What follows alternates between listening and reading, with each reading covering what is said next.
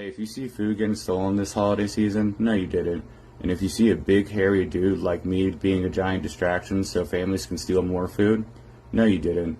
No family should go hungry this holiday season, especially with benefits being taken away. It's absolute bullshit. So if you do see me being a giant distraction, I advise you to join in so we can have them steal more food.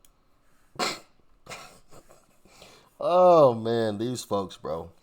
No family should go hungry. Okay, well, get a second job. The only people that genuinely deserve assistance are people who are genuinely disabled, like physically disabled.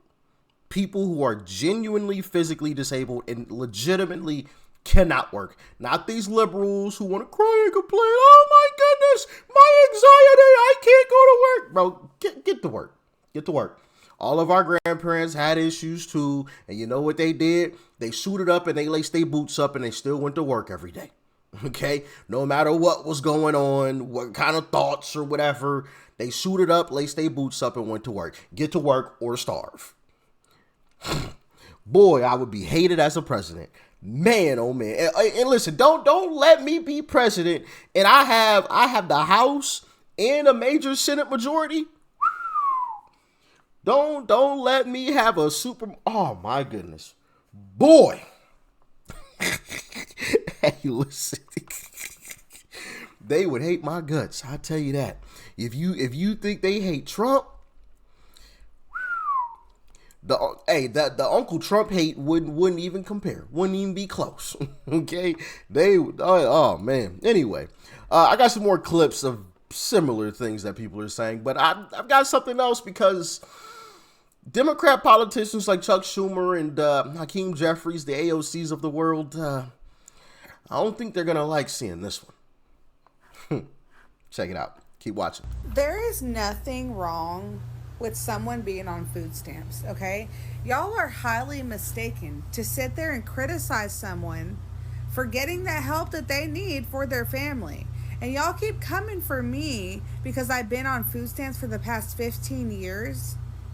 You do realize that I qualified for food stamps because of my income, right?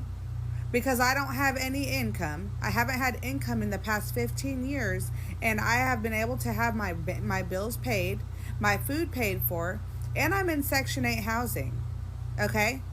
These are all programs that I'm entitled to because I do not make enough, okay?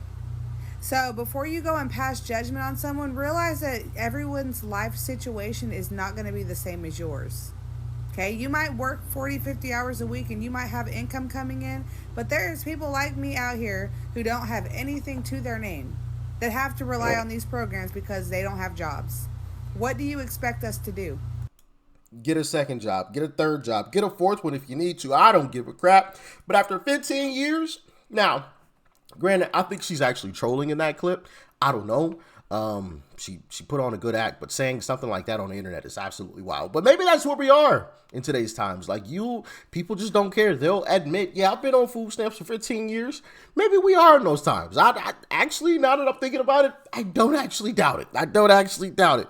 But yeah, being on food stamps for 15 years as an able-bodied person, that is a choice. That is a choice. And you know what my choice would be? To kick your butt off. Figure it out. Sink or swim. What do? I guarantee you she'd figure it out. And I said this before. If food stamps ended tomorrow, for anybody and everybody that wasn't genuinely disabled, like physically disabled, people would figure it out. Eventually. I mean, some folks... I don't know. Actually, now I'm thinking about it. What do y'all think? Let me know. Bro is waiting in the dispensary parking lot, asking people if they have any spare roaches. I don't think y'all understand the crash out levels is about to go through the roof. No food stamps equals no to less weed money. Like, y'all about to have people out here hangry and sober. That's a diabolical combination. Because the food money got to come out of some budget, and that's the first one it usually comes from. All I'm saying is just be nicer to people in these coming days, because that blunt and those snacks may have been the only thing stopping your coworker from putting you first in line for a meet and greet with God Almighty. Bro, we got so many addicts living amongst us. It is absolutely mind-boggling. Mind-boggling. But they're planning something, ladies and gentlemen. People, my people. I wish we stopped crying about this motherfucking EBT card. At the end of the day, they trying to see is we gonna stick together. And we are gonna stick together. Fucking November 3rd at 6:30, we're going to Walmart. We're going to fucking Walmart. And at 7:30, we're gonna walk out of Walmart with our fucking buggies. Okay? The thing is, they can catch everybody. You feel me? All you gotta do is run, Forrest, run. Okay? We have to stick to fucking together. It don't even matter. As long as we gonna have everything we need for Thanksgiving, that's all that fucking matters, bitch. Run, Forrest, run. Remember, put it in your calendar. November 3rd, 6:30 to 7:30. You better be running up that motherfucking. Yeah. And if you thought that was a joke, that is a legitimate thing. I have come across several of those types of videos where people are saying, November, we are running into Walmart. But keep that video in mind. Before we get back to that, I want to get to the meat and potatoes of this a little bit and show you guys, yeah, I don't think this is going the way that Chuck Schumer planned it. Check it out. Starting with Republicans, how has the shutdown seemed to have affected their political standing? Yeah, you might think, given that the Republicans are in charge of both the House and the Senate, that a government shutdown might actually hurt the Republican brand. But in fact, it hasn't. If anything, it's been helped a little bit. Take a look here, the shift in net popularity versus pre-shutdown. When we're looking at the Republican Party overall, that brand actually up 2 points. That's within the margin of error, but clearly it hasn't dropped. Come over to this side of the screen. Look at the net approval ratings for Republicans in Congress. It's actually up 5 points since pre-shutdown. So what we're seeing here is the Republican brand in Congress has actually improved somewhat compared to where we were pre-shutdown, despite the fact that Republicans control. And that's the math that John Thune and Mike Johnson are looking at is, well, hey, why should we give, and electorally speaking, when our brand has actually improved a little bit? Now, we say their position is getting better. With whom? Yeah, okay, with whom? So I think it's two groups that it's so important to keep an eye out on. All right, change in the Republican Congress's net approval rating versus pre-shutdown. It's rallying the base for sure. Look at this, the net approval rating up 12 points versus pre-shutdown. But it's not just with the base. It's also with the middle of the electorate. Look at this, among independents. It's up 8 points as well. So we've got a situation here where Republicans with the shutdown are actually rallying their base, but it's also something that's not hurting them with the folks in the middle. If anything, it's helping them with folks in the middle. And this is the type of math that if you're Republicans, you like to see, right? Because something could rally the base but alienate those in the middle, or something could rally those in the middle but alienate the base. But the truth is, we're not seeing that. What we're seeing is the Republican brand has actually gotten better among independents, and it's also gotten better among Republicans as well, that Republican brand when it comes to those in Congress. So again, what's the electoral reason that Republicans would give in at this point? And Democrats, of course, they have their eyes on the midterm elections. Yeah, we have elections 1 week from today, but what Democrats in Congress are mostly focused on are 1 year and 1 week from today from the midterm. So how how are they positioned right now? Yeah, so, I mean, look, the generic congressional ballot, which traditionally Democrats have done really well on, and if you look at this point back when Trump was president the first time around, Democrats are up 11 points. Look at where it is now. Democrats are ahead, but they're actually only up 3 points. This is, in fact, the worst position Democrats have been on in a generic ballot at this point in midterm when there was a Republican president in the last 20 years. And this is no different from pre-shutdown. So Republicans aren't losing on this metric either. They become more popular, and they're actually in a pretty good position for them historically when it comes to the generic congressional ballot. This is a concerning number for Democrats, are you saying? This is a concerning number for Democrats because it's considerably worse than they traditionally do in midterm elections when there's a Republican president. Harriet, Boom. And you know, folks like myself, amongst others, I won't sit here and say that I'm the only person, have been trying to push back against this lie, this blatant lie by Democrats that it's Republicans' fault that this shutdown is happening. And apparently, it has worked. It's worked. We are the new media, right? Independent creators, we are the new media. The mainstream media can no longer continue. And we kind of got a glimpse of this in this last election as well. I believe it was, who said it? Goodness gracious. I can't think of his name now. I see his face. I can't think of his name. Ben Carson, Dr. Ben Carson had said this past election was going to determine whether or not mainstream media still had its pull. And I think this is another telling instance that of the mainstream media not having the pull that it once had, because they've lost all trust, right? All we see on mainstream media is that Republicans have the majority. That's all they say. They never go into the details of the entire situation, which is why I always say, Democrats and mainstream media, they tell you part of the truth, but not the whole truth. So they can say that they're telling you the truth, but in reality, they're leaving out a huge chunk of it that changes the entire narrative. Yes, do Republicans have the majority? Absolutely, they do. And in the House, they already passed the continuing resolution. It's in the Senate. But because of the how the Senate works, I forgot the term is it the filibuster? I believe it's the filibuster. Because of the way that works, we need 60 votes. We don't have 60 Republicans in the Senate, so how is it Republicans' fault that the continuing resolution hasn't passed? If we don't have 60 senators, how does that even make sense? All of our senators have voted yes, as well as some Democrats, one being John Fetterman, which is why I say John Fetterman is going to get primaried here shortly. Okay, best believe John Fetterman is not going to be in the Democrat Party for very long. They are going to kick his behind out of their party, okay? But he has been voting yes on the continuing resolution, as well as like one or two other Democrats. But we still need more Democrats in order for it to pass. So how is it Republicans' fault when all Republicans vote yes, but then a majority, except for one or two, Democrats vote no? Make that make sense. But we need extra Democrats to vote yes. So it's Republicans' fault? That doesn't even make any sense. As they say today, as the folks say today, the math ain't mathin', okay?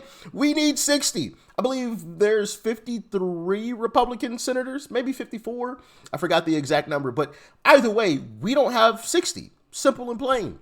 So, yeah, the pushback against that has gone through and has worked, and people are realizing the truth. And here's another thing. It's easy to just simply Google it, right? So, and this is what I told somebody. They don't even have to believe me. Just Google it. Google how many votes it's going to take to pass the CR right now, and Google how many Republicans there are. You don't even have to take my word. Just Google. And Google will tell you. Boom.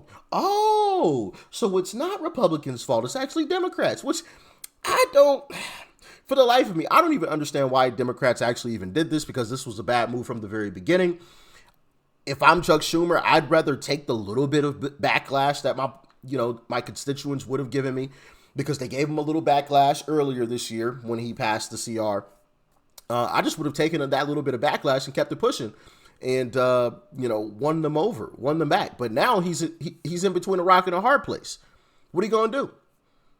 You're losing the debate. Even CNN has covered that part, right? And so when you eventually give in, which you're going to have to, now you look even worse, because you just did all this for nothing.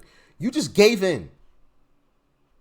Now you're going to look even worse. You put American families through pain and suffering for no gosh darn reason. Congratulations, Chuck Schumer and the Democrat Party. You guys have played yourselves. But on the last note, I want to go back to that young lady who was talking about in November they're going to raid all Walmarts because allegedly Walmart's pushing back. Check it out. Walmart said they're thinking about closing their doors on November 1st. To where you can only order your food and your groceries online.